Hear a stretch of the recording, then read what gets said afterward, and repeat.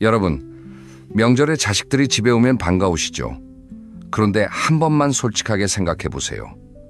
며느리가 시계를 자꾸 보거나 사위가 핸드폰만 들여다보고 있지는 않았나요?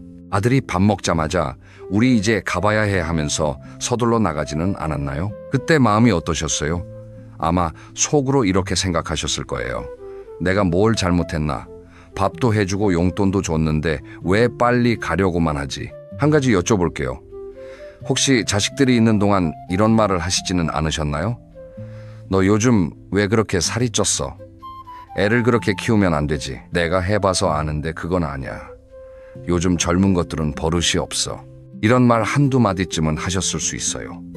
본인은 아무렇지 않게 한 말인데 그 말을 듣는 사람은 한 시간이라도 빨리 이 자리를 벗어나고 싶어집니다. 봉투를 쥐어주지 않아도 자식들이 내 곁에 더 머물고 싶게 만드는 비밀이 있어요. 비싼 선물도 아니고 맛있는 밥상도 아닙니다. 바로 여러분의 말 습관입니다. 놀라운 연구 결과가 하나 있어요. 성인 자녀들에게 물었습니다. 부모님 댁에 자주 가고 싶은 이유가 뭔가요? 1위가 뭐였을까요? 맛있는 음식도 아니고 편한 잠자리도 아니었어요. 부모님과 있으면 마음이 편하다.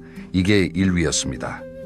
반대로 자주 가기 싫은 이유, 1위는 잔소리나 비판을 듣기 싫어서였어요. 결국 자식이 찾아오느냐 안 오느냐는 음식의 문제가 아니라 말의 문제입니다. 오늘 이 영상에서는 남들이 우러러보는 어른의 3가지 말, 습관을 알려드리겠습니다. 이 3가지만 바꾸시면 자녀는 물론이고 친구, 이웃 모든 관계가 달라져요. 곱게 늙는 비밀은 피부 관리가 아니라 말 관리에 있습니다. 끝까지 함께 해주세요. 3가지 습관을 말씀드리기 전에 먼저 이 이야기부터 들려드릴게요. 같은 동네에 사시는 두 분의 어르신 이야기입니다. 두 분 다 70대 중반이시고 경제적 형편도 비슷하고 건강 상태도 비슷해요. 그런데 한 분은 동네에서 존경을 받으시고 다른 한 분은 사람들이 슬쩍 피합니다. 뭐가 다를까요? 먼저 한 선생님 이야기입니다. 한 선생님은 목소리가 크시고 에너지가 넘치시는 분이에요. 사람을 만나면 할 말이 많으세요. 경로당에 가시면 이것저것 조언을 하시고 동네 소식을 다 꿰고 계십니다. 본인은 활발하게 사회활동을 하고 있다고 생각하세요. 그런데 사람들의 반응은 다릅니다. 한 선생님이 오시면 경로당 분위기가 살짝 긴장돼요. 왜냐하면 한 선생님이 꼭 누군가의 이야기를 꺼내시거든요.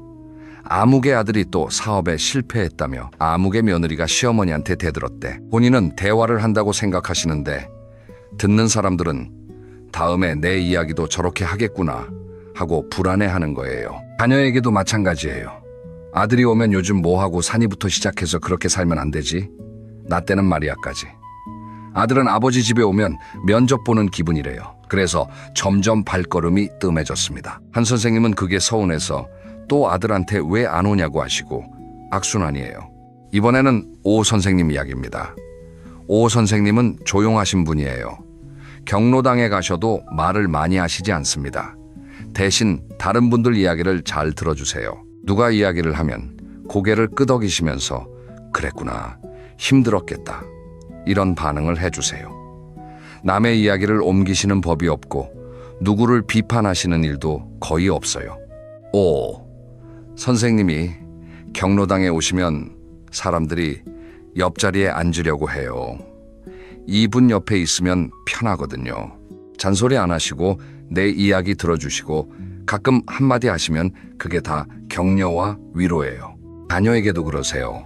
아들이 오면 잘 왔다, 밥 먹자, 이 2마디로 끝이에요. 아들 인생에 이래라 저래라 안 하시고 며느리에게도 잘하고 있다, 고생이 많다, 이런 말만 하세요. 아들 내외가 매달 찾아옵니다. 안 오면 오히려 자녀 쪽에서 먼저 전화해요. 아버지, 이번 주말에 가도 될까요? 두 분의 차이가 보이시나요? 성격의 차이가 아닙니다. 말 습관의 차이예요. 한 선생님은 본인 이야기를 많이 하시고 남의 이야기를 옮기시고 조언과 비판을 자주 하세요. 오 선생님은 들어주시고 격려하시고 불필요한 말을 안 하세요. 어떤 어른이 되고 싶으신가요? 사람들이 피하는 어른과 사람들이 곁에 있고 싶어하는 어른, 그 차이를 만드는 건 재산도 외모도 학벌도 아닙니다. 오직 말 습관이에요. 지금부터 그 말 습관 3가지를 하나씩 알려드리겠습니다. 첫 번째 습관입니다. 말하는 입을 닫고 듣는 귀를 열어라. 한마디로 경청입니다. 이건 3가지 습관 중에서 가장 기본이면서 가장 효과가 큰 습관이에요. 여러분, 대화할 때 내가 말하는 시간과 상대방이 말하는 시간 중에 어느 쪽이 더 긴가요? 솔직하게 생각해 보세요. 대부분의 경우 내가 더 많이 말하고 있을 거예요. 특히 나이가 들수록 경험이 많으니까 할 말이 많아지거든요. 상대방이 이야기를 시작하면 그거 하면서 중간에 끊고 내 이야기를 하게 되는 경우가 많습니다. 그런데 상대방 입장에서 생각해 보세요. 내 이야기를 하는데 그런데 M4 자기 이야기를 하면 어떤 기분이겠어요? 내 말은 중요하지 않구나. 이 사람은 내 이야기에 관심이 없구나. 이렇게 느끼게 됩니다. 비유를 하나 들어볼게요. 대화는 캐치볼과 같아요. 공을 주고받는 거잖아요. 그런데 한쪽에서 공만 계속 던지면 캐치볼이 안 되죠. 상대방이 공을 던질 때는 받아야 합니다. 받고 나서 내가 던지고, 이 주고받기가 대화예요. 내가 계속 던지기만 하면 상대방은 벽한테 공 맞는 기분이 됩니다. 경청이 왜 중요한지 심리학적으로 설명드릴게요. 사람은 누구나 자기 이야기를 들어주는 사람을 좋아합니다. 이건 본능이에요. 내 말에 귀 기울여주는 사람 앞에서 우리는 존중받는다고 느끼고 안전하다고 느끼고 이 사람과 더 이야기하고 싶다고 느끼게 됩니다. 반대로 내 말을 안 듣고 자기 말만 하는 사람 앞에서는 빨리 이 대화를 끝내고 싶다고 느끼게 돼요. 자녀와의 관계에서 이게 특히 중요합니다.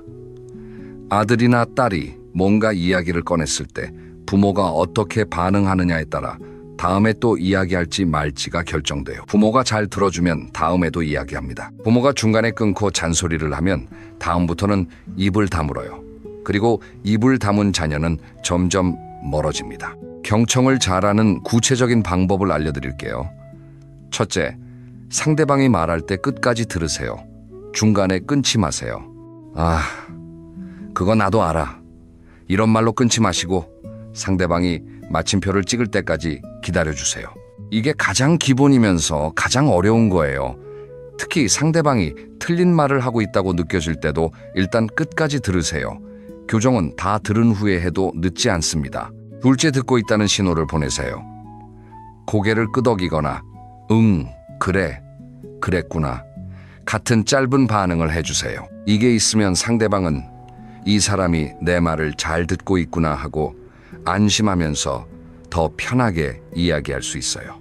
멍하니 쳐다보기만 하면 듣고 있는 건지 아닌 건지 상대방이 불안해집니다. 셋째, 다 듣고 나서 상대방의 감정을 먼저 인정해 주세요.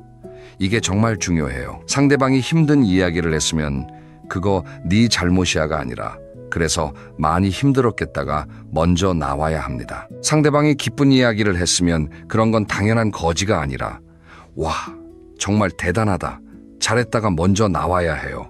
감정을 인정받으면 사람은 마음을 엽니다. 넷째 조언은 상대방이 요청할 때만 하세요. 이건 이전 영상에서도 강조했던 건데 다시 한번 말씀드립니다. 상대방이 어떻게 하면 좋을까요? 하고 물어보면 그때 조심스럽게 내 생각을 말하시면 됩니다. 안 물어봤는데 내가 먼저 조언을 하면 그건 조언이 아니라 잔소리가 돼요. 실제 예를 하나 들어볼게요. 아들이 회사에서 힘든 일이 있다고 이야기합니다. 경청하지 않는 대화는 이래요. 아들이 요즘 회사에서 좀 힘들어하면 아버지가 바로 힘든 게 어디 있어? 나 때는 더 힘들었어. 그냥 참고 다녀라. 이러면 아들은 속으로 아버지한테 말하는 게 아니었어 하고 후회합니다. 다음부터는 안 말해요. 경청하는 대화는 이래요. 아들이 요즘 회사에서 좀 힘들어하면 아버지가 그래? 어떤 일인데? 이렇게 물어봐 줍니다. 아들이 이야기를 하면 끝까지 듣고 그래 많이 힘들었겠다 하고 공감해 줍니다. 그리고 아들이 아버지는 이럴 때 어떻게 하셨어요? 하고 물어보면 그때 내 경험을 나눠줍니다. 같은 상황인데 대화의 방향이 완전히 다르죠. 첫 번째 경우에는 아들이 문을 닫고 두 번째 경우에는 아들이 문을 더 열어요. 차이를 만드는 건 딱 하나, 일단 들었느냐 안 들었느냐입니다. 말하는 입보다 듣는 귀가 커질 때 여러분의 품격은 올라갑니다. 이걸 기억해 주세요. 두 번째 습관입니다. 비판은 삼키고 칭찬은 구체적으로 뱉어라. 이건 주변 사람들과의 관계를 확 바꿔주는 마법 같은 습관이에요.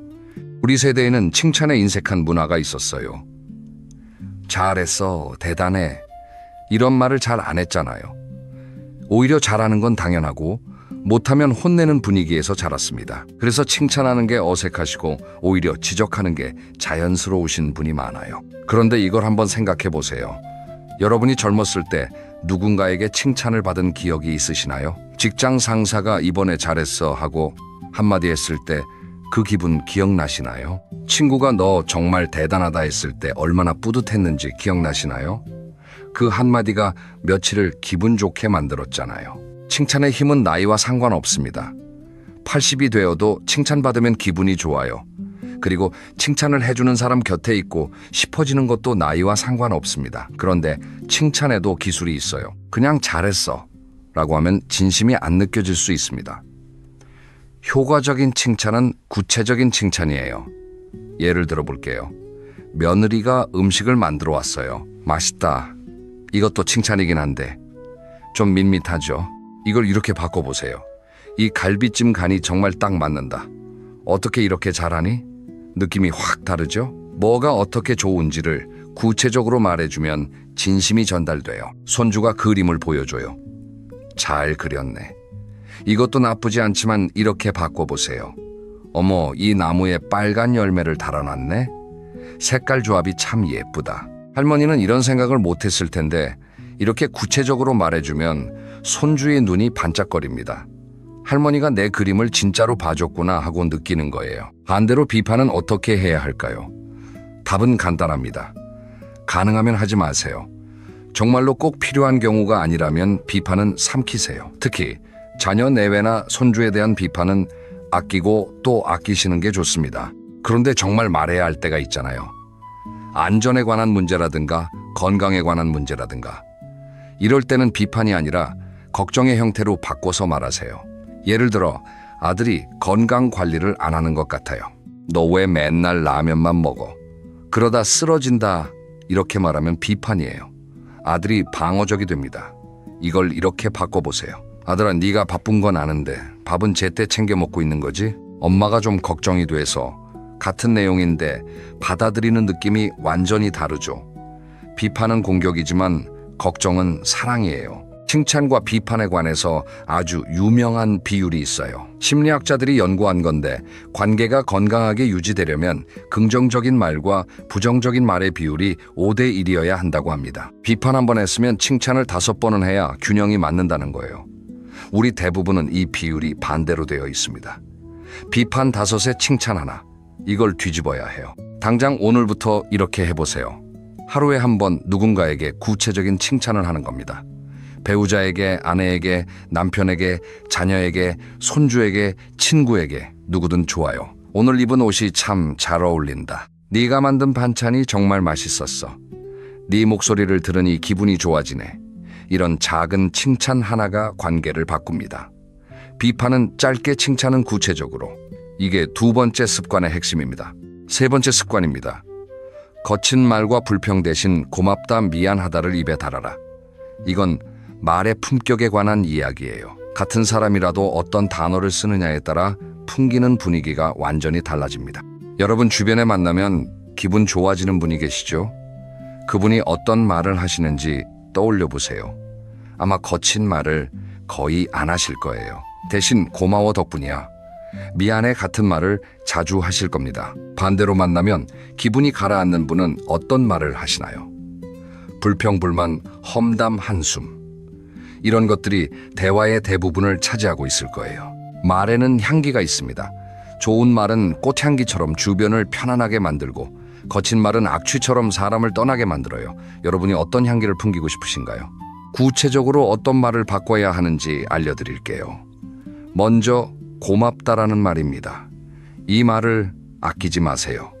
자녀가 전화하면 전화해줘서 고맙다. 며느리가 반찬을 보내주면 네 덕분에 맛있게 먹었다 고마워. 친구가 만나자고 하면 불러줘서 고마워. 나도 보고 싶었어. 많은 분들이 가까운 사이에 고맙다는 말을 잘 안 하세요. 가족이니까 당연하지 뭐 이렇게 생각하시는 거예요. 하지만 당연한 건 세상에 없습니다. 자녀가 전화하는 것도 며느리가 반찬 보내주는 것도 전부 마음이 있어야 하는 거예요. 그 마음에 감사를 표현하면 상대방은 다음에도 하고 싶어집니다. 감사를 안 하면 점점 안 하게 되고요. 다음은 미안하다라는 말입니다. 나이가 들면 미안하다는 말이 어려워져요. 자존심 때문에 그렇습니다. 내가 왜 사과해야 해? 내가 뭘 잘못했는데? 이런 마음이 앞서거든요. 그런데 미안하다는 말은 약해서 하는 게 아닙니다. 강한 사람만이 할 수 있는 말이에요. 자기 실수를 인정하는 건 용기가 필요한 일이에요. 그리고 미안하다는 말 한마디가 깨지려던 관계를 살려놓기도 합니다. 자녀에게 미안하다고 말하는 건 특히 어려우시죠. 부모가 자식에게 미안해 이 말이 잘 안 나오잖아요. 그런데 이 한마디가 자녀에게는 엄청난 의미가 있어요. 부모도 완벽하지 않다는 걸 인정하는 것. 그게 자녀에게는 오히려 부모를 더 존경하게 만드는 계기가 됩니다. 예를 들어 이렇게 말씀해 보세요. 지난번에 내가 한 말이 좀 심했지? 미안하다. 이 한마디면 돼요. 긴 설명 필요 없습니다. 미안하다 이 세 글자가 만마디의 변명보다 강력합니다. 그리고 거친 말을 줄이세요.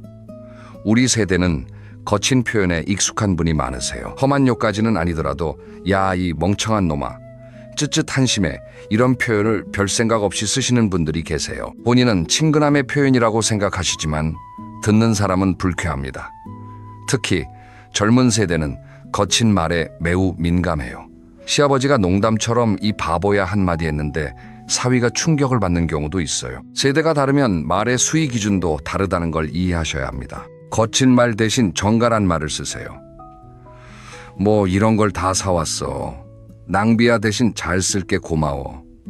밥맛이 없네 대신 오늘은 내 입맛이 좀 까다롭나 봐. 왜 이렇게 늦었어 대신 기다렸는데 잘 왔다. 말을 바꾸는 건 성격을 바꾸는 게 아닙니다.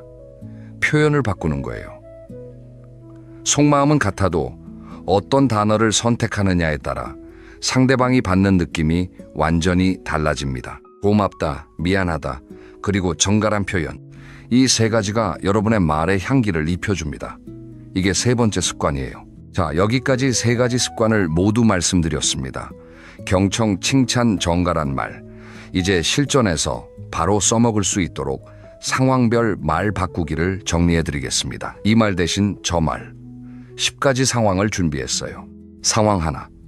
조언을 할 때 내가 해봐서 아는데 그건 아냐.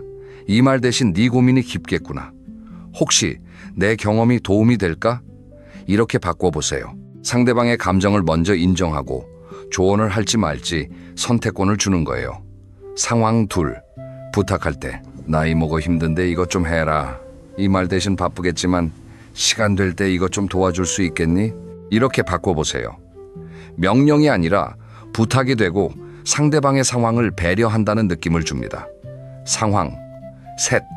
상대방이 뭔가를 했을 때 그건 당연한 거지. 뭘 그래 이 말 대신 아 그랬구나. 정말 대단하다 이렇게 바꿔보세요. 당연하다고 넘기면 상대방의 노력이 무시당하는 느낌이에요. 상황 넷. 자녀가 선물을 사왔을 때 이런 거 왜 사왔어? 돈 아깝게. 이 말 대신 마음 쓴 거 고맙다 잘 쓸게. 이렇게 바꿔보세요. 선물을 거부하면 다음에는 안 사옵니다. 상황 다섯. 며느리나 사위의 음식이 입맛에 안 맞을 때 이게 무슨 맛이야? 간이 안 됐네. 이 말 대신 내가 입맛이 좀 까다로운 편인데 새로운 맛이라 신선하다. 이렇게 바꿔보세요. 직접적인 비판은 상처만 주고 해결은 안 됩니다. 상황 여섯. 손주가 공부를 안 할 때 맨날 게임만 하면 어떡해? 이 말 대신 게임도 재미있지? 그런데 할머니한테 요즘 뭐 배우는지도 좀 알려줘. 이렇게 바꿔보세요. 비난보다는 관심을 보이면 아이가 마음을 열어요. 상황 일곱. 친구가 자식 자랑을 할 때 자기 자식만 잘난 줄 아나 이렇게 속으로 생각하더라도 겉으로는 정말 잘 키웠다. 대단해 이렇게 말해주세요. 남의 기쁨에 함께 기뻐해 주는 것도 품격입니다. 상황 여덟. 누군가 실수를 했을 때 그것 봐 내가 뭘 했어. 이 말 대신 누구나 그럴 수 있지. 다음에 잘하면 되지. 이렇게 바꿔보세요. 실수한 사람은 이미 충분히 자책하고 있어요. 거기에 비판을 얹으면 관계만 나빠집니다. 상황 아홉. 자녀가 오랜만에 왔을 때 왜 이제 왔어? 얼마 만에 얼굴을 보여주는 거야? 이 말 대신 와줘서 고맙다 보고 싶었어. 이렇게 바꿔보세요. 원망으로 맞이하면 다음에 안 오고, 반가움으로 맞이하면 또 오고 싶어져요. 상황열, 일상적인 감사 표현. 아무 말도 안 하는 것 대신 오늘 하루도 고생했어. 항상 고마워. 이렇게 말해보세요.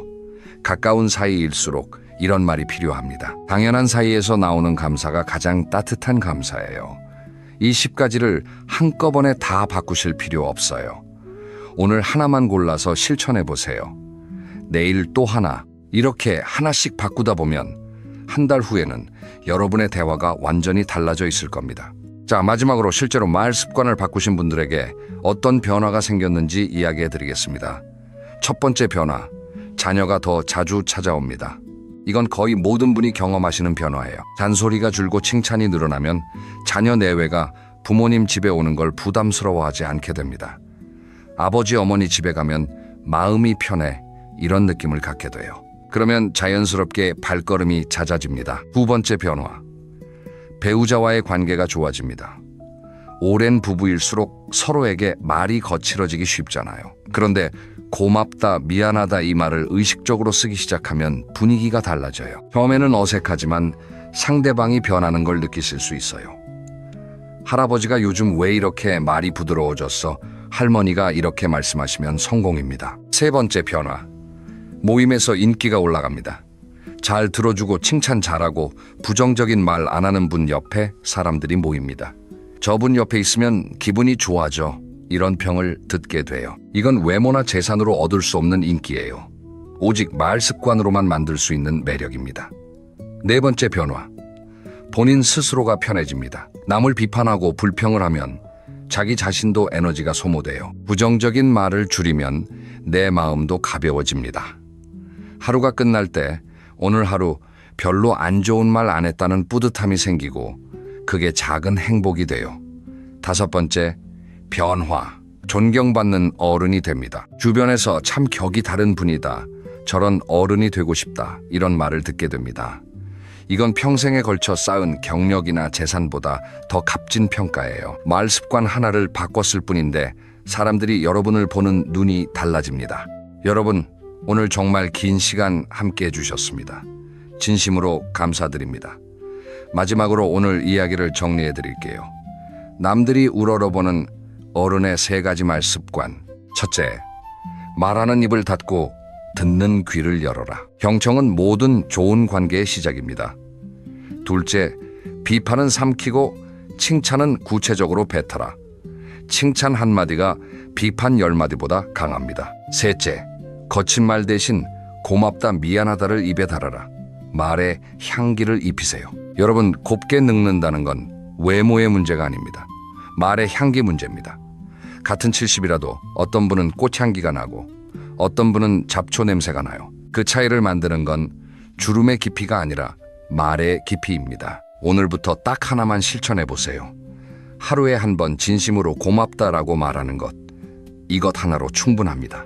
이 작은 습관이 쌓이면 여러분은 어느새 모두가 곁에 있고 싶어하는 향기로운 어른이 되어 계실 겁니다. 다음 영상에서는 나이 들어 절대 하면 안 되는 행동 습관에 대해 이야기하겠습니다. 말 습관에 이어 행동 습관까지 바꾸시면 여러분의 노후가 완전히 달라질 거예요. 놓치지 않으시려면 구독과 알림 설정을 눌러주세요. 오늘도 건강하시고 향기로운 하루 보내세요. 감사합니다. 여러분, 한 가지 상상을 해보겠습니다. 만약 인생의 마지막 페이지를 미리 읽어볼 수 있다면 우리는 오늘을 어떻게 살게 될까요? 내일이 아니라 오늘, 다음 달이 아니라 바로 지금 이 순간을요. 호주에 브로니 웨어라는 간호사가 있었습니다. 이분은 수년간 임종을 앞둔 환자들을 돌보는 일을 하셨어요.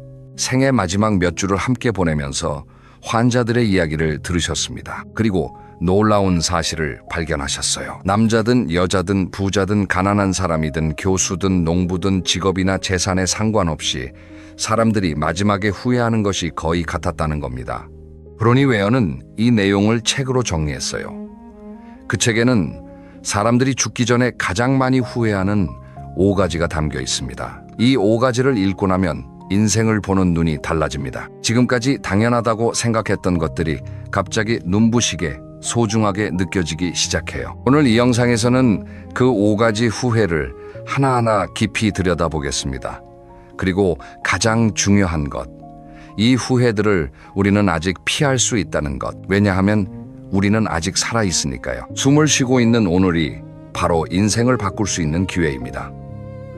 이 영상은 좀 길 수 있어요. 하지만 끝까지 들어주시면 여러분의 남은 날들이 달라질 거라고 감히 말씀드립니다. 자, 그러면 지금부터 시작하겠습니다. 5가지 후회를 본격적으로 말씀드리기 전에 먼저 이 질문에 대해 생각해 보겠습니다. 왜 사람들은 마지막 순간에야 비로소 깨닫는 걸까? 살아있는 동안에는 왜 모르는 걸까? 비유를 하나 들어볼게요. 여러분, 맑은 날에 별이 보이시나요? 안 보이죠? 별은 항상 하늘에 있어요. 낮에도, 밤에도. 하지만 우리 눈에 보이는 건 밤이 되어야 해요. 주변이 어두워져야 비로소 별이 보이기 시작합니다. 인생의 소중한 것들도 마찬가지예요. 평소에는 너무 밝아서 안 보여요. 건강도, 가족도, 친구도, 자유도 다 있으니까 소중한 줄 모릅니다. 그런데 인생이 저물어가는 시기가 되면 주변이 조용해지면서 그제야 별처럼 소중한 것들이 보이기 시작하는 거예요. 임종을 앞둔 분들의 공통점이 있다고 합니다. 마지막 며칠 동안은 사회적 지위도, 재산도, 명예도 전부 의미가 없어진대요. 회사에서 무슨 직함이었는지, 통장에 얼마가 있는지, 집이 얼마짜리인지 이런 것들이 전혀 중요하지 않게 된다고요. 대신 아주 단순한 것들이 떠오른다고 합니다. 가족의 얼굴, 오래된 친구의 웃음소리, 봄날에 느꼈던 따뜻한 바람, 아이가 처음 걸었던 날의 기쁨, 이런 것들이요. 결국 인생의 마지막에서 사람들이 돌아보는 건 무엇을 가졌는가가 아니라 어떻게 살았는가라는 겁니다. 그리고 대부분의 사람들이 어떻게 살았는가를 돌아보면서 후회를 합니다. 다르게 살 수 있었는데, 더 잘할 수 있었는데. 이 후회를 우리가 미리 안다면 어떨까요? 마지막 순간이 아니라 지금 이 순간에 안다면? 그러면 우리는 남은 날들을 다르게 살 수 있지 않을까요? 그래서 오늘 이 이야기가 중요한 겁니다. 지금부터 5가지 후회를 하나씩 들여다보겠습니다. 첫 번째 후회입니다. 남의 시선에 갇혀 나답게 살지 못한 것. 브로니 웨어가 기록한 5가지 중에서 가장 많은 사람들이 꼽은 첫 번째 후회가 바로 이것이었습니다. 다른 사람이 기대하는 삶이 아니라 나 자신에게 솔직한 삶을 살 용기를 냈더라면. 이 말이 가슴에 와닿으시나요? 우리 대부분은 평생을 남의 시선 속에서 살아왔어요. 어릴 때는 부모님이 원하는 대로 공부했고, 학교에서는 선생님이 원하는 모범생이 되려 했고, 직장에서는 상사가 원하는 직원이 되려 했고, 결혼해서는 좋은 남편, 좋은 아내가 되려 했고, 자녀가 생기면 좋은 부모가 되려 했습니다. 이 모든 역할 속에서 정작 나는 어디에 있었을까요? 비유를 하나 들어볼게요. 무대에서 배우가 연기를 합니다. 관객이 박수를 치면 기분이 좋아요. 그래서 더 열심히 연기합니다. 그런데 커튼콜이 끝나고 분장을 지우고 무대 뒤에 혼자 앉았을 때 이런 생각이 드는 거예요. 나는 평생 다른 사람의 대본을 연기했구나. 내 대본은 한 번도 써본 적이 없구나. 우리는 타인의 박수 소리에 귀를 기울이느라 내 마음의 소리를 듣지 못했습니다. 남들이 좋다고 하는 직업을 선택하고, 남들이 부러워하는 결혼을 하고, 남들이 인정하는 방식으로 살아왔어요. 그게 나쁜 건 아닙니다. 하지만 그 과정에서 내가 정말 원하는 건 뭐였는지 한 번도 진지하게 물어보지 못한 거예요. 실제 이야기를 해드릴게요. 브로니 웨어가 돌본 환자 중에 한 남성분이 계셨어요. 평생 은행에서 일하셨습니다. 아버지가 원하는 직업이었대요. 본인은 어릴 때부터 음악을 좋아했어요. 기타를 치는 게 꿈이었습니다. 하지만 아버지가 음악은 밥이 안 된다고 하셔서 포기하고 은행에 들어갔어요. 35년을 일하고 퇴직하고 암 선고를 받았습니다. 마지막 몇 주 동안 이분이 가장 많이 한 말이 뭐였을까요? 기타를 쳤어야 했는데 딱 이 한마디였대요. 여러분은 어떠신가요? 지금 살고 계신 이 삶이 진짜 내가 원한 삶인가요? 아니면 누군가의 기대에 맞춘 삶인가요? 이미 지나간 건 돌이킬 수 없어요. 하지만 지금부터는 다르게 살 수 있습니다. 나답게 산다는 건 거창한 게 아닙니다. 오늘 점심에 내가 먹고 싶은 걸 먹는 것, 하고 싶었던 취미를 시작하는 것, 입고 싶은 옷을 입는 것, 가고 싶은 곳에 가는 것, 이런 작은 선택들이 모여서 나의 삶이 됩니다. 남의 시선은 어차피 바뀌어요.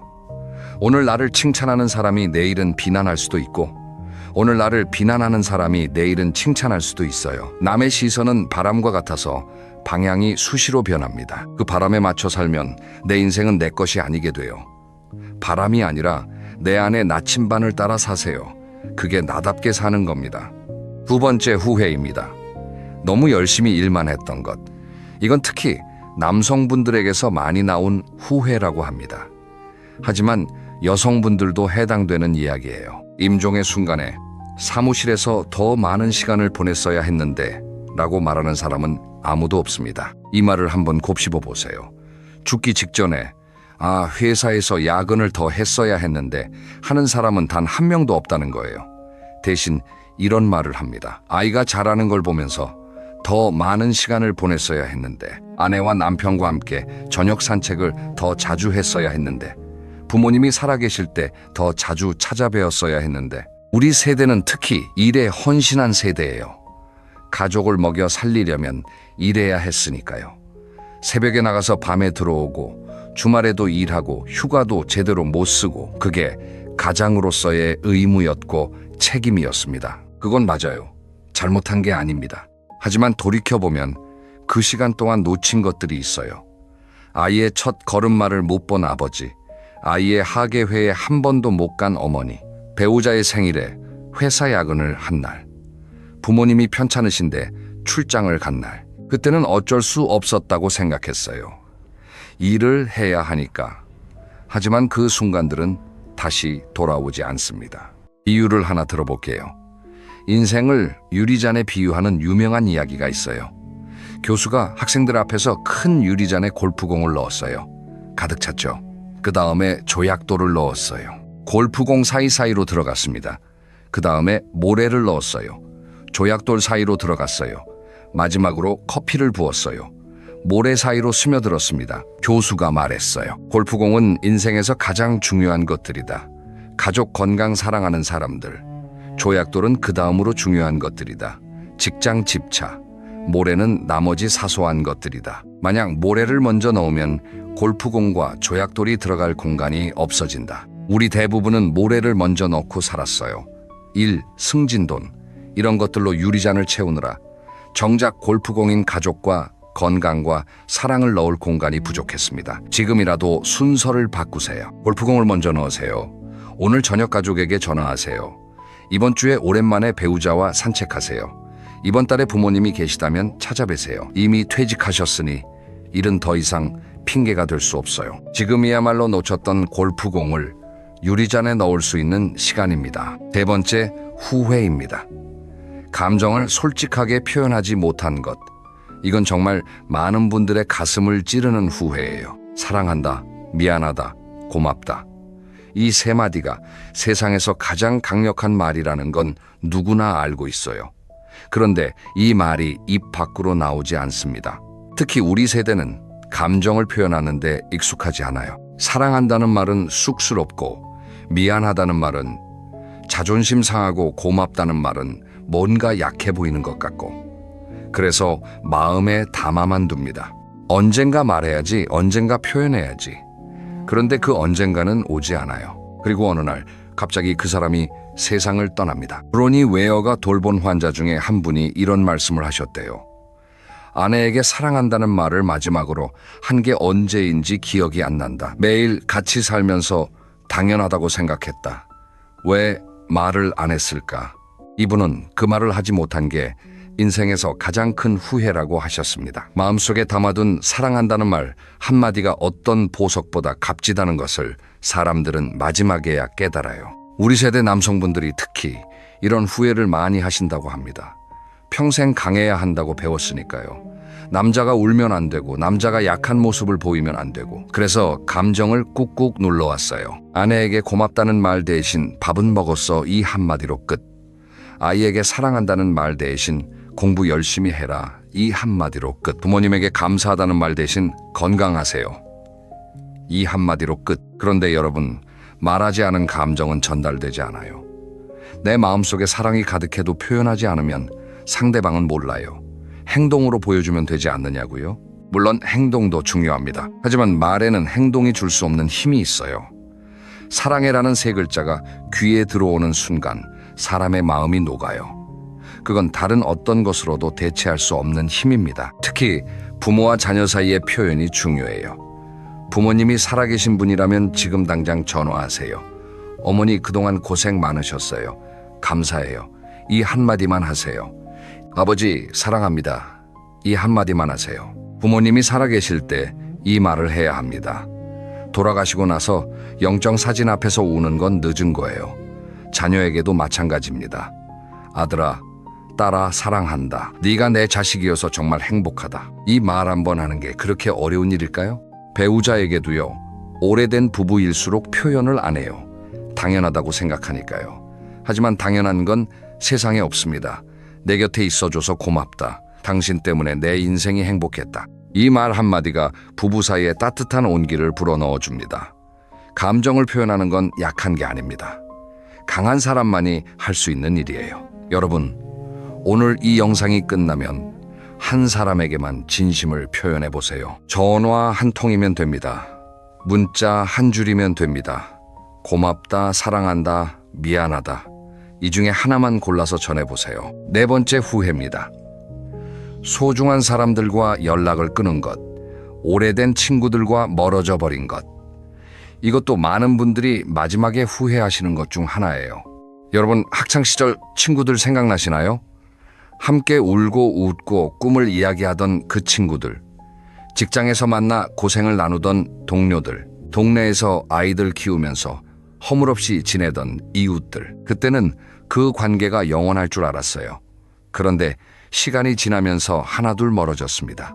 이사를 하면서 안 보게 된 친구, 직장을 옮기면서 연락이 끊긴 동료, 바쁘다는 핑계로 한 번, 두 번 모임에 안 나가다 보니 어느새 완전히 멀어진 사이. 그리고 세월이 흘러 지금 돌아보면 진짜 속 깊은 이야기를 나눌 수 있는 사람이 거의 없어요.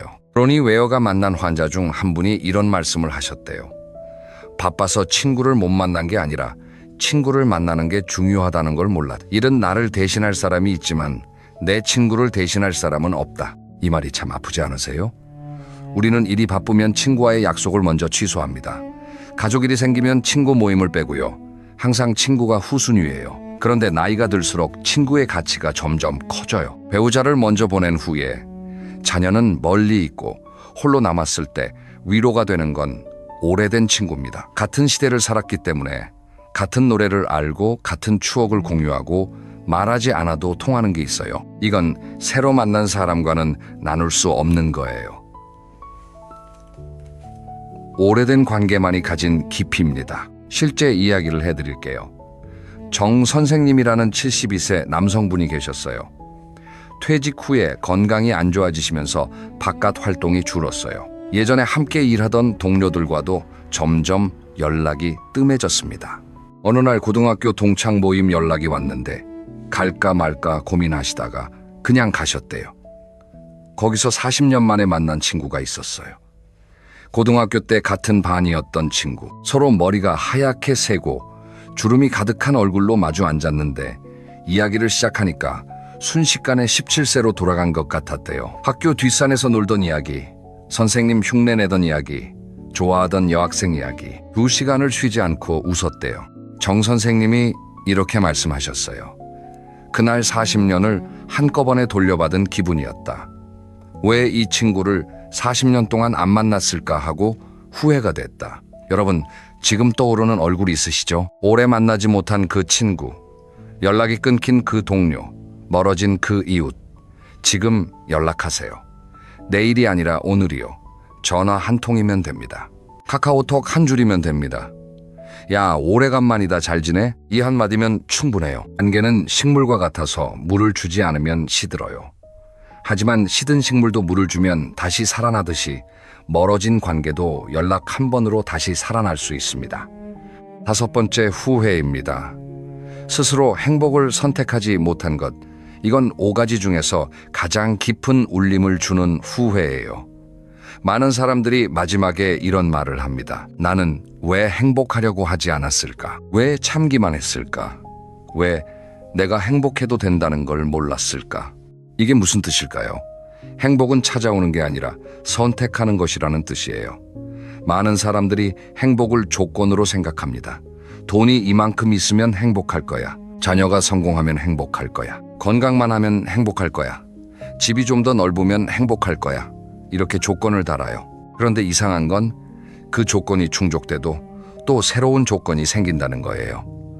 1,000만 원 모이면 행복할 줄 알았는데 모이고 나면 2,000만 원이 있어야 행복할 것 같고, 아파트를 사면 행복할 줄 알았는데 사고 나면 더 큰 아파트가 있어야 행복할 것 같고, 조건은 끝이 없어요. 조건을 채우면서 행복을 쫓으면 평생 행복해지지 못합니다. 행복은 조건이 아니라 태도예요. 같은 상황에서도 행복한 사람이 있고 불행한 사람이 있잖아요. 작은 원룸에서 살면서도 매일 웃는 사람이 있고, 큰 집에서 살면서도 매일 불평하는 사람이 있어요. 차이는 환경이 아니라 그 환경을 바라보는 눈이에요. 비유를 하나 들어볼게요. 컵에 물이 반쯤 있어요. 어떤 사람은 반밖에 없네라고 하고, 어떤 사람은 반이나 있네라고 해요. 물의 양은 같은데 보는 사람에 따라 부족으로 보이기도 하고 충분으로 보이기도 합니다. 임종을 앞둔 분들이 후회하는 건 행복할 수 있었는데 스스로 행복을 선택하지 않았다는 거예요. 남의 눈치 보느라 내가 좋아하는 걸 못하고, 체면 때문에 하고 싶은 걸 참고, 불필요한 걱정에 사로잡혀 오늘의 기쁨을 놓치고, 이런 식으로 행복을 미루다가 결국 한 번도 행복하지 못한 채 마지막을 맞이하게 되는 거예요. 여러분, 행복은 나중에 오는 게 아닙니다. 지금 선택하는 거예요. 오늘 뭘 하면 기분이 좋을까? 오늘 누구를 만나면 즐거울까? 오늘 어디를 가면 마음이 편할까?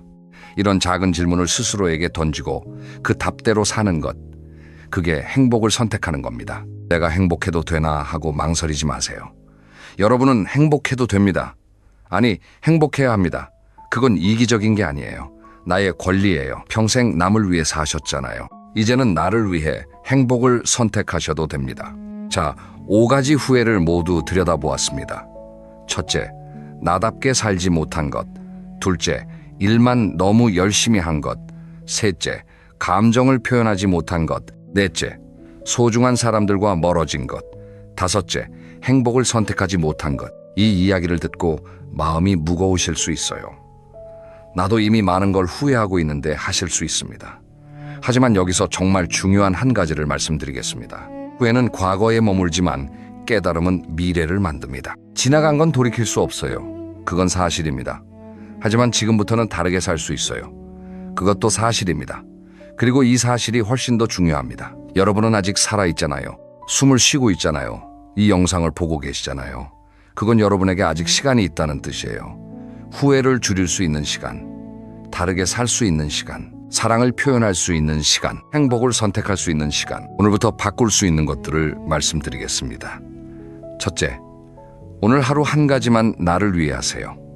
먹고 싶은 거 먹고 가고 싶은데 가고 하고 싶은 거 하세요.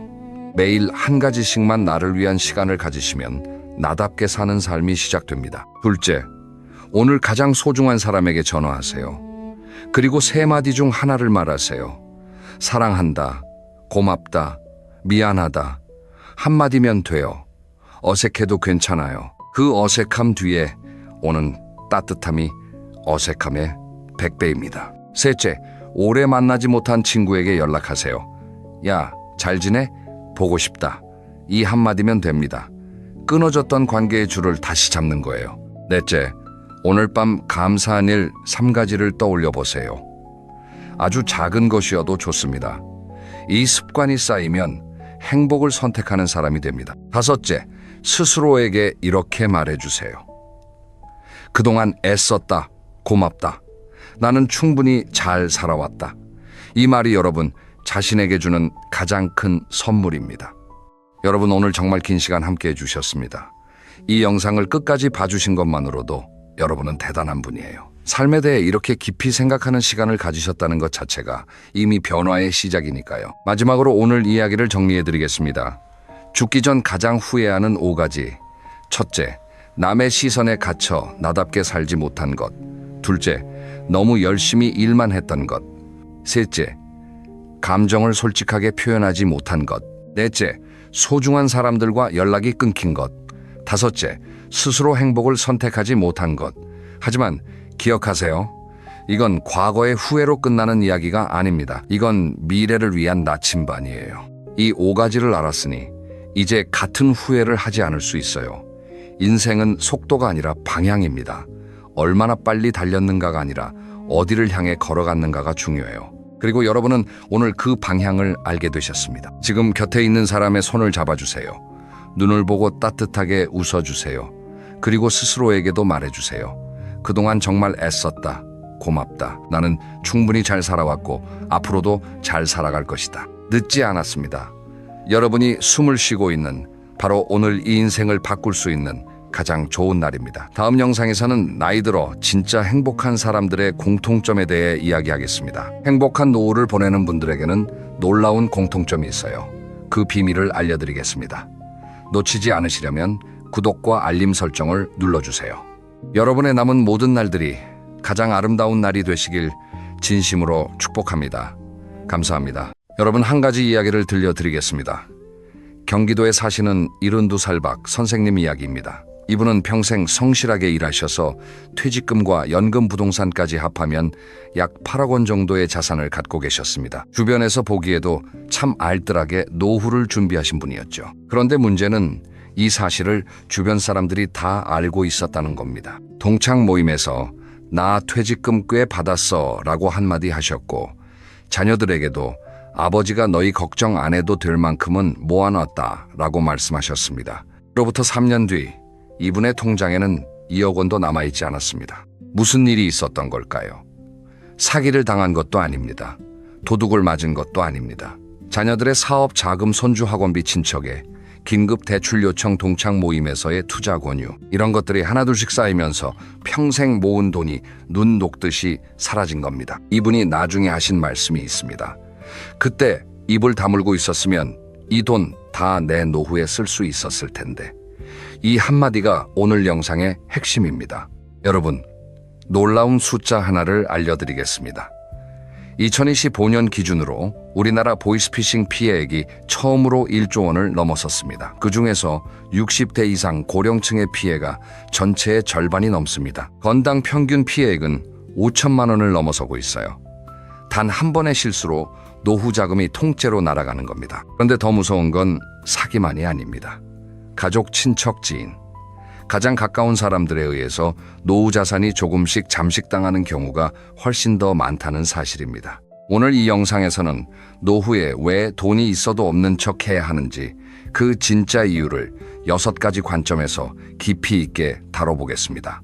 그리고 마지막에는 여러분의 소중한 노후 자산을 지키기 위한 구체적인 실천 방법 5가지도 알려드리겠습니다.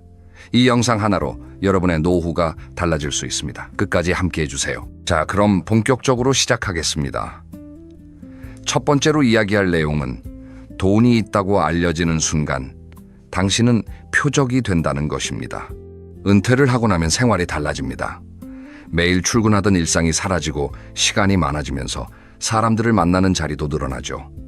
동창 모임, 동네 모임, 종교 모임, 봉사 모임, 이런 자리에서 자연스럽게 이런 대화가 오갑니다. 자네 퇴직금은 얼마나 받았나? 연금은 얼마씩 나오나? 집은 몇 채 갖고 있나? 한국 사회에서 이런 질문은 인사치레처럼 자연스럽게 오가죠. 문제는 이 대화 속에서 내 자산 규모가 자연스럽게 드러난다는 겁니다. 혹시 여러분도 모임 자리에서 나 은퇴 자금 좀 모아놨어, 이런 말씀을 하신 적이 있으신가요? 만약 있으시다면 오늘 이 영상을 보신 후에는 절대로 그러시면 안 됩니다. 그 이유를 지금부터 자세히 말씀드리겠습니다. 은퇴 후에 자산이 있다는 것이 알려지면 가장 먼저 찾아오는 것이 바로 투자 권유입니다. 형, 이거 진짜 좋은 기회야. 사장님, 이건 절대 손해 안 보는 겁니다.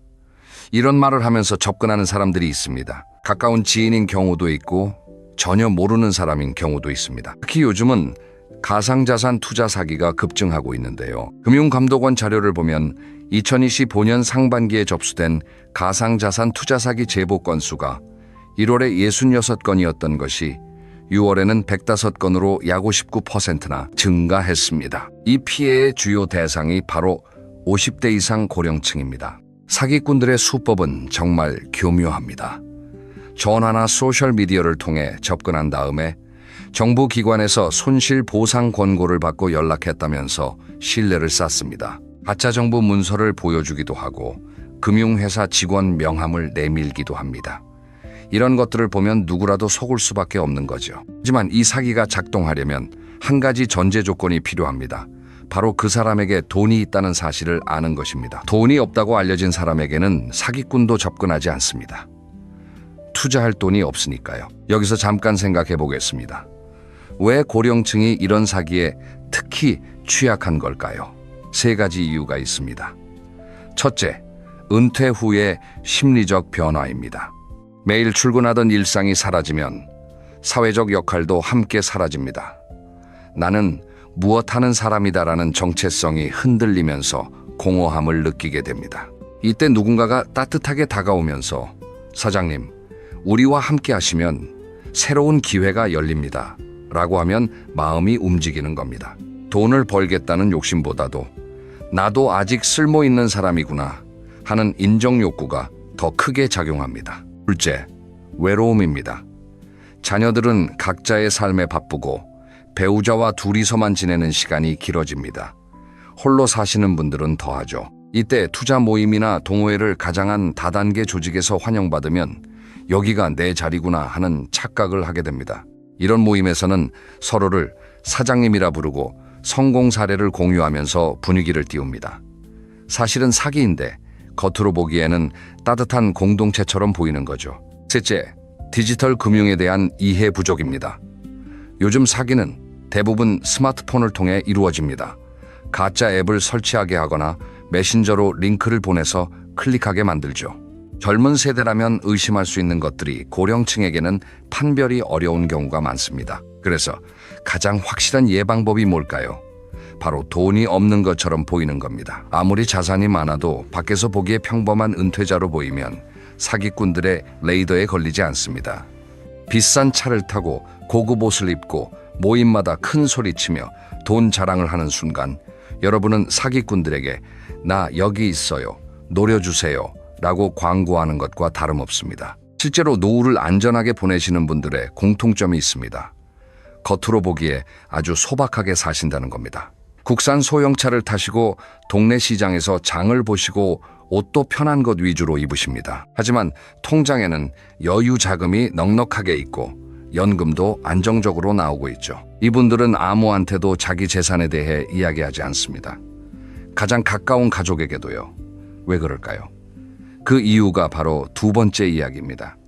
이제 두 번째 이야기로 넘어가겠습니다. 이 부분이 사실 오늘 영상에서 가장 중요한 내용일 수 있습니다. 바로 가장 가까운 사람이 가장 위험할 수 있다는 이야기입니다. 여기서 가장 가까운 사람이란 다름 아닌 자녀, 그리고 친척을 말합니다. 이 말이 좀 불편하게 들리실 수도 있습니다. 내 자식이 왜 위험해? 이렇게 생각하실 수 있죠.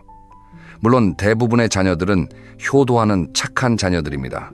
하지만 현실적으로 돈 문제 앞에서 가족 관계가 시험대에 오르는 경우가 정말 많습니다.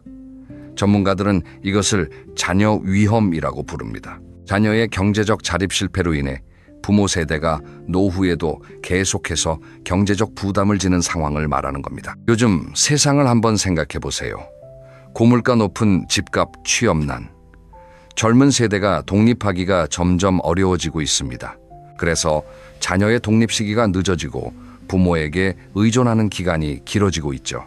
어떤 부모님들은 퇴직금을 조기에 인출하거나 주택을 담보로 대출을 받아서 자녀를 도와주기도 합니다. 결혼자금, 전세자금, 사업자금, 명목은 다양하지만 결과는 같습니다. 부모의 노후 자산이 줄어드는 겁니다. 여기서 실제 사례를 하나 더 말씀드리겠습니다. 서울에 사시던 87 세정 할머니 이야기입니다. 이분은 아들에게 18억 원 상당의 부동산을 증여하셨습니다. 내가 살아있을 때 물려주면 아들이 나를 잘 돌봐주겠지 라는 기대를 가지고요. 하지만 증여를 받은 뒤 아들의 태도가 달라졌습니다. 용돈도 점점 줄더니 나중에는 찾아오지도 않게 된 겁니다. 할머니는 결국 법원에 소송을 내셨지만 법원의 판결은 냉정했습니다. 증여 계약서에 함께 살겠다, 용돈을 드리겠다는 조건을 명시하지 않았기 때문에 효도 의무를 법적으로 강제할 수 없다는 것이었습니다. 결국 조정을 통해 아들이 매월 100만 원씩 용돈을 보내기로 합의했지만 한번 금이 간 모자 관계는 끝내 회복되지 못했습니다. 이 사례가 우리에게 말해주는 것이 뭘까요? 재산을 미리 알리거나 미리 넘겨주면 관계의 역학이 완전히 바뀐다는 겁니다. 부모가 재산을 쥐고 있을 때는 자녀가 부모를 찾아옵니다. 하지만 재산이 넘어간 순간 주도권도 함께 넘어갑니다. 물론 모든 자녀가 이런 것은 아닙니다. 하지만 돈이라는 것이 사람의 마음을 변하게 만드는 힘이 있다는 것을 부정할 수는 없습니다. 더 심각한 경우도 있습니다. 바로 노인에 대한 경제적 학대입니다. 이것은 가정폭력의 한 형태로 법적으로도 인정되고 있습니다. 노인의 소득이나 재산 임금을 가로채거나 임의로 사용하는 행위재산에 관한 법률적 권리를 침해하는 행위재산의 사용이나 관리에 대한 결정을 통제하는 행위, 이런 것들이 모두 경제적 학대에 해당합니다. 안타깝게도 이런 일들이 실제로 적지 않게 벌어지고 있습니다. 한국 사회에는 부모는 자녀를 위해 모든 것을 희생해야 한다는 전통적 인식이 뿌리 깊게 박혀 있습니다. 학자금, 결혼자금, 주택자금까지 부모가 마련해주는 것을 당연하게 여기는 문화가 있죠. 하지만 생각해 보세요. 자녀 교육에 올인하고 결혼 비용을 대주고 전세 자금까지 보태주고 나면 부모 본인의 노후 자금은 얼마나 남아있을까요? 그래서 전문가들은 하나같이 이렇게 조언합니다. 자녀에 대한 경제적 지원은 가능한 범위 내에서 명확한 조건 하에 이루어져야 합니다. 그리고 무엇보다 부모 자신의 노후 준비가 우선이라는 인식을 가져야 합니다. 자녀에게 미리미리 노후 자산은 부모의 생계 유지에 필수적인 것이라는 점을 분명히 인식시키는 것이 중요합니다. 그런데 이것이 가능하려면 전제 조건이 있습니다. 자녀가 부모의 재산이 얼마인지 정확히 모르는 것이 더 나을 수 있다는 겁니다. 자녀가 부모에게 10억 원이 있다는 것을 알면 부모님은 여유가 있으시니까 라는 생각이 자연스럽게 듭니다. 하지만 부모가 연금으로 생활비를 겨우 맞추고 있다고 생각하면 함부로 돈을 달라고 하지 못하죠. 이것은 자녀를 못 믿어서가 아닙니다. 서로를 위한 건강한 거리 두기입니다. 부모는 노후를 안전하게 보호할 수 있고 자녀는 스스로 경제적으로 자립하는 힘을 기를 수 있습니다. 둘 다에게 좋은 겁니다. 여기서 또 한 가지 중요한 이야기가 있습니다. 친척 문제입니다. 명절 때마다, 경조사 때마다 만나는 친척들. 이분들 사이에서도 재산 이야기는 빠르게 퍼집니다. 형수님네 시아버지가 퇴직금을 5억이나 받으셨대. 이런 이야기가 한번 돌기 시작하면 걷잡을 수 없죠. 그러면 갑자기 멀리서 연락 안 하던 친척이 전화를 합니다. 형님, 사업이 좀 어려운데 잠깐만 좀 도와주실 수 있겠습니까? 거절하면 돈도 있으면서 인정머리가 없다는 소리를 듣고 빌려주면 돌아오지 않는 경우가 태반입니다. 이런 상황을 미리 방지하는 가장 좋은 방법이 뭘까요? 처음부터 돈이 없는 것처럼 보이는 겁니다. 나도 연금으로 겨우 먹고 산다고 하면 아무도 돈을 빌려달라고 하지 않습니다. 자존심 상한다고요? 아닙니다. 이것이야말로 가장 현명한 자존심 지키기입니다. 내 노후를 내가 지키는 것, 이것보다 더 큰 자존심이 어디 있겠습니까? 자, 이제 세 번째 이야기로 넘어가겠습니다. 이번에는 조금 다른 각도에서 바라보겠습니다. 돈이 알려지면 인간관계 자체가 변한다는 이야기입니다. 여러분, 이런 경험 있으신가요? 동창 모임에 나갔는데 누군가가 나 요즘 주식으로 좀 벌었어 라고 했을 때에 그 미묘한 분위기 변화, 어떤 친구는 부러워하고 어떤 친구는 시기하고 또 어떤 친구는 그럼 오늘 저녁은 네가 사야지 라고 하죠. 이게 바로 돈이 관계에 미치는 영향입니다.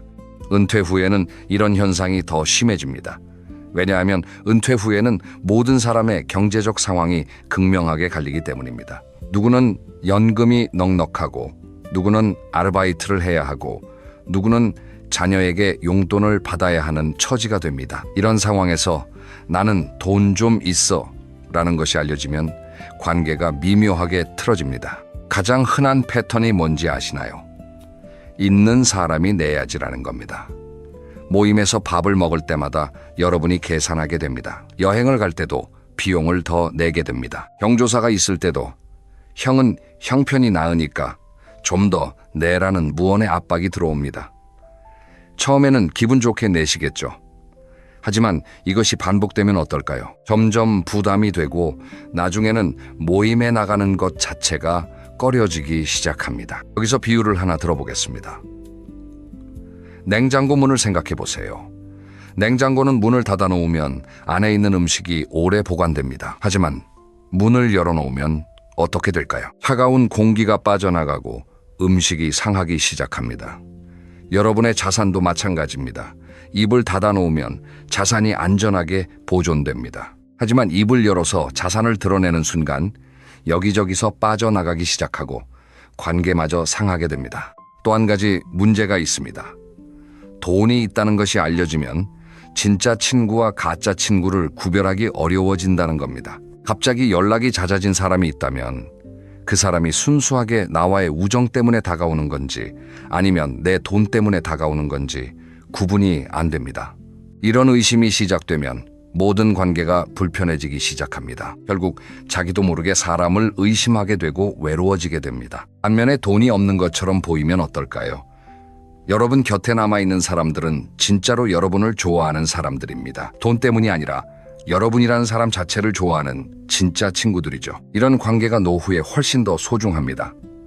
돈으로 살 수 없는 것이 진정한 인간관계이고 이 관계를 지키는 방법 중 하나가 바로 돈을 드러내지 않는 것입니다. 그런데 여러분, 돈을 숨겨야 하는 이유가 사람 관계만은 아닙니다. 사실 매우 현실적이고 실질적인 이유가 하나 더 있습니다. 바로 돈 문제입니다. 무슨 말이냐고요? 네 번째 이야기에서 자세히 말씀드리겠습니다. 자산을 드러내면 여러분이 받을 수 있는 정부 혜택에도 영향을 줄 수 있다는 것 알고 계셨나요? 우리나라의 기초연금, 건강보험료, 각종 복지 서비스는 소득과 자산을 기준으로 결정됩니다. 자산이 많으면 기초연금을 못 받을 수도 있고 건강보험료가 올라갈 수도 있습니다. 물론 자산을 불법적으로 숨기라는 이야기는 절대 아닙니다. 그건 탈세이고 범죄입니다.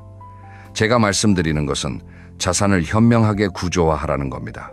예를 들어 목돈을 한꺼번에 통장에 넣어두는 것보다 연금 형태로 분산해서 받으면 소득으로 잡히는 금액이 달라질 수 있습니다. 이런 것들은 전문가의 도움을 받아서 합법적인 테두리 안에서 설계할 수 있습니다. 여기서 증여세 이야기도 잠깐 하겠습니다. 요즘 부모님들이 자녀에게 미리 재산을 물려주시는 경우가 많은데요. 성인 자녀 기준으로 10년 이내에 5천만 원을 초과하는 금액을 증여하면 증여세 과세 대상입니다. 증여 재산이 2억 원이면 증여세가 약 1,940만 원, 4억 원이면 5,820만 원, 6억 원이면 약 1억 원이 넘는 증여세를 내야 합니다. 10억 원을 물려주면 증여세만 2억 원이 넘습니다. 이 사실을 모르고 무턱대고 자녀에게 전세 자금이나 사업 자금을 대주셨다가는 나중에 세금 폭탄을 맞을 수 있습니다. 요즘 국세청에서는 편법 증여를 엄격하게 적발하고 있거든요. 부모가 직접 임대인에게 전세 보증금을 보내서 부모와 자녀 사이에 금융거래 기록을 남기지 않으려 해도 소용없습니다. 자녀의 소득 수준에 비해 높은 금액의 주거비를 부담하고 있으면 세무조사 대상이 될 수 있습니다. 그러니까 자산이 있다는 것을 알릴수록, 특히 자녀에게 자산 규모를 구체적으로 알릴수록 미리 좀 주세요라는 요구가 커질 수밖에 없고 그에 따른 세금 부담도 커질 수밖에 없는 겁니다. 차라리 아버지도 연금으로 겨우 생활하고 있다고 하면 자녀들도 스스로 경제적으로 준비하게 되고 불필요한 증여 요구도 줄어들게 됩니다. 여기서 한 가지 더 중요한 점을 말씀드리겠습니다. 여러분의 자산 구조를 한 번이라도 전문가에게 점검받으신 적이 있으신가요? 은퇴 후에는 수입이 줄어드는 반면 의료비 같은 지출은 늘어납니다. 이 간극을 잘 메우려면 자산의 종류와 인출 순서, 세금 구조까지 종합적으로 설계해야 합니다. 혼자서 하기 어렵습니다. 반드시 전문가의 도움을 받으시길 권합니다. 자, 이제 5번째 이야기입니다. 지금까지 왜 돈을 숨겨야 하는지 그 이유를 말씀드렸다면 이제는 구체적으로 어떻게 해야 하는지 실천 방법을 알려드리겠습니다. 5가지입니다. 하나하나 천천히 말씀드릴 테니 잘 들어주세요. 첫째, 자산 규모를 가족에게도 구체적인 숫자로 알리지 마세요. 이게 가장 기본이면서 가장 중요합니다. 자녀에게 아버지 통장에 얼마 있다, 어머니 연금이 매달 얼마씩 나온다 라고 구체적인 숫자를 말할 필요가 전혀 없습니다.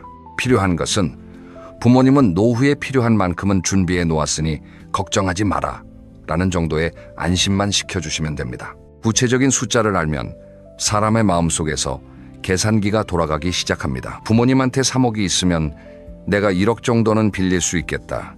이런 생각이 은연중에 자리 잡게 되는 겁니다. 혹시 만에 하나 내가 갑자기 쓰러지면 누가 내 재산을 관리하지? 라는 걱정이 드시는 분도 계실 겁니다. 이런 경우를 대비해서 신뢰할 수 있는 한 사람, 예를 들어 배우자나 가장 믿을 수 있는 자녀 한 명에게만 전체적인 자산 목록을 적은 문서를 봉투에 넣어 보관해 두시면 됩니다. 평소에는 열어보지 않고 정말 비상시에만 확인하도록 약속을 정해 두시는 겁니다. 둘째, 자산을 연금 형태로 분산하세요. 통장에 큰 돈이 한꺼번에 들어있으면 본인도 쓰고 싶은 유혹이 생기고 다른 사람이 알게 될 가능성도 커집니다. 하지만 연금으로 매달 조금씩 나오는 구조로 만들어 놓으면 겉으로 보기에 연금으로 먹고 사는 평범한 은퇴자로 보입니다. 국민연금, 퇴직연금, 개인연금이 세 가지를 잘 조합하시면 됩니다. 국민연금은 물가 상승률을 반영해서 매년 연금액을 올려주는 유일한 연금이기 때문에 가능하면 수령 시기를 늦춰서 금액을 키우는 것이 유리할 수 있습니다. 퇴직연금이나 개인연금도 한 번에 인출하지 말고 연금 형태로 장기간 나누어 받으시면 세금 측면에서도 훨씬 유리합니다. 셋째, 법적 보호장치를 마련해 두세요. 유언장과 가족 신탁이라는 것이 있습니다. 유언장은 여러분이 돌아가신 후 재산이 어떻게 분배되어야 하는지를 명확히 적어놓는 문서입니다. 이것이 없으면 자녀들 사이에 상속 분쟁이 생길 수 있습니다. 가족 신탁은 자산의 용도를 미리 정해놓는 법적 장치인데, 예를 들어 이 돈은 본인의 의료비와 생활비로만 사용한다 라고 정해놓으면 자녀가 함부로 손을 댈 수 없습니다. 최근에는 정부에서도 치매 환자 등 고령층의 재산을 보호하기 위한 공공신탁 제도를 시범적으로 운영하기 시작했습니다. 국민연금공단이 치매 환자의 재산을 위탁받아 병원비와 생활비 등을 대신 관리해주는 서비스인데요. 아직 시범 단계라서 개선할 점이 많지만 이런 제도가 있다는 것을 알아두시면 도움이 될 수 있습니다. 넷째, 사기 예방을 위한 정보 확인 습관을 기르세요. 이것은 정말 중요합니다. 기억하세요. 정상적인 금융거래에서는 수익금을 받기 전에 별도의 돈을 먼저 요구하는 일은 절대 없습니다. 수수료를 먼저 내야 합니다. 세금을 선납해야 합니다. 라는 말은 100% 사기입니다. 또한 투자금을 개인명의 계좌로 보내달라는 것도 사기의 대표적 수법입니다. 어떤 대형 금융회사가 개인 계좌로 돈을 받겠습니까? 그리고 누군가 투자를 권유하면 반드시 금융감독원 홈페이지에서 해당 업체가 정식 등록된 곳인지 확인하세요. 30초면 확인할 수 있습니다. 이 30초가 여러분의 전 재산을 지켜줄 수 있습니다. 그리고 한 가지 더, 가족에게도 도움을 구하세요. 자녀가 새로운 투자 이야기를 들으셨을 때 자녀에게 이런 이야기를 들었는데 어떻게 생각하니? 라고 물어보시면 됩니다. 젊은 세대가 디지털 금융에 더 익숙하기 때문에 사기인지 아닌지를 더 빨리 판별할 수 있습니다. 사기는 결국 고립된 개인에게만 통하는 것입니다. 주변에 상의할 사람이 있으면 속을 확률이 훨씬 줄어듭니다. 다섯째, 건강한 인간관계를 위해 적당한 거리 두기를 실천하세요. 이것은 사람을 멀리하라는 이야기가 아닙니다. 돈과 관계를 분리하라는 이야기입니다. 모임에서 돈 이야기가 나올 때 나도 연금으로 겨우 생활한다라고 가볍게 넘기시면 됩니다. 친구가 투자를 권할 때 나는 여유가 없어서 라고 정중하게 거절하시면 됩니다. 친척이 돈을 빌려달라고 할 때 나도 형편이 넉넉하지 않다라고 말씀하시면 됩니다. 이 한마디가 여러분의 통장과 관계를 동시에 지켜줍니다. 그리고 돈이 아닌 것으로 관계를 맺으세요. 함께 등산을 하거나 바둑을 두거나 봉사활동을 하거나 같이 공부를 하거나 이런 활동을 통해 만들어진 관계가 돈으로 만들어진 관계보다 100배, 1000배 더 튼튼하고 오래갑니다. 노후에 진짜 중요한 것은 통장 잔고가 아니라 전화 한 통이면 달려올 수 있는 사람이 몇 명이나 있느냐입니다. 그리고 그런 사람을 만들려면 돈이 아니라 진심으로 다가가야 합니다. 자, 이제 마지막 6번째 이야기입니다.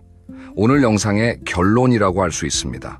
진짜 부자는 보이지 않는 부자라는 이야기입니다. 여러분, 주변을 한번 떠올려 보세요. 진짜 돈 많은 사람들은 어떻게 사시던가요? 의외로 소박하게 사시는 경우가 많지 않던가요? 최고급 브랜드 옷을 입고 다니는 것이 아니라 깔끔하고 편한 옷을 입으시고 외제차 대신 국산차를 타시고 호화로운 외식 대신 집에서 건강한 밥을 해 드시고 겉으로 보기에는 평범한 은퇴자인데 실제로는 든든한 노후 자금을 갖고 계신 분들이 있습니다. 이런 분들의 공통점이 있습니다. 마음이 평안하다는 겁니다. 돈 때문에 누구를 의심할 필요도 없고 돈 때문에 사람이 떠나갈 걱정도 없고 사기를 당할 위험도 적습니다. 왜냐하면 아무도 그분이 돈이 많다는 것을 모르니까요. 저는 이것이 노후를 사는 가장 지혜로운 방법이라고 생각합니다. 돈을 숨기는 것이 아니라 나를 지키는 것입니다. 내 안전을 지키고 내 관계를 지키고 내 마음의 평화를 지키는 것입니다. 한 가지 사례를 더 말씀드리겠습니다. 부산에 사시는 70여덟 세김 선생님 이야기입니다. 이분은 공무원으로 35년 근무하시고 퇴직하셨습니다. 퇴직금과 연금 부동산 자산을 합하면 상당한 규모의 재산을 갖고 계십니다. 하지만 동네에서는 그냥 소박하게 사시는 김 선생님으로 알려져 있습니다.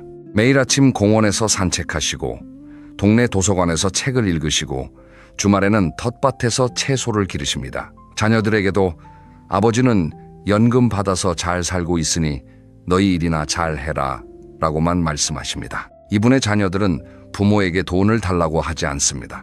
오히려 명절 때마다 용돈을 드립니다. 왜냐하면 부모님이 넉넉하지 않으시다고 생각하니까요. 김 선생님은 이 용돈을 고스란히 모아서 나중에 자녀들에게 선물로 돌려주십니다. 자녀들과의 관계가 좋을 수밖에 없죠.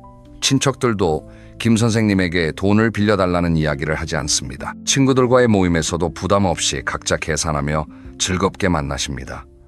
이분이 행복한 노후를 보내시는 비결은 많은 돈이 아닙니다. 그 돈을 드러내지 않는 지혜입니다. 자, 이제 오늘 이야기를 정리하겠습니다. 기억하셔야 할 것 3가지입니다. 하나, 돈이 있다고 알려지면 사기꾼의 표적이 됩니다. 가장 가까운 가족과 친척으로부터도 불필요한 경제적 부담이 생길 수 있습니다. 그러니 자산 규모를 드러내지 마세요. 둘, 돈을 드러내면 인간관계가 변합니다. 진짜 친구와 돈 때문에 다가오는 사람을 구별할 수 없게 됩니다. 소박하게 사시면 여러분 곁에 남는 사람이 진짜 소중한 사람들입니다. 쇳돈을 지키는 구체적인 방법을 실천하세요. 자산을 연금으로 분산하고 법적 보호장치를 마련하고 사기 예방 습관을 들이고 건강한 거리두기를 실천하세요.